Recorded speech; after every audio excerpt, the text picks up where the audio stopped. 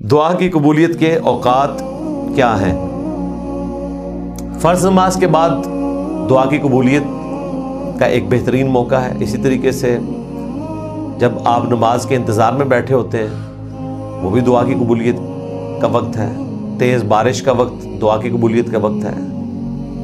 اور رات کا آخری پہر جو بخاری مسلم میں ہے کہ 1/3 رات جب رہ جاتی ہے، یعنی فجر داخل ہونے سے 1-1.5 گھنٹہ پہلے یا 2 گھنٹے کہہ لیں، تو وہ پورے کا پورا پورشن جو ہے وہ دعاؤں کی قبولیت کا وقت ہے. اللہ تعالیٰ اپنی شان کے لائق آسمان دنیا پہ نزول فرماتا ہے اور کہتا ہے کوئی بخشش کا طلبگار کہ میں اسے بخش دوں، ہے کوئی رحمت کا سوال کرنے والا کہ میں اسے عطا کروں.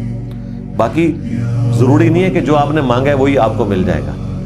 ذہن میں رکھیے گا دعا 3 طرح سے قبول ہوتی ہے. مسند احمد میں حدیث ہے، یا جو کچھ مانگا وہ مل جائے گا، جامع ترمذی میں بھی یہ حدیث موجود ہے، یا اس کے بدلے بہتر نعم البدل ملے گا، یا اللہ تعالیٰ اس دعا کو سٹور کر دے گا قیامت کے دن کے لیے اور آپ کو اس کے بدلے نیکیاں مل جائیں گی.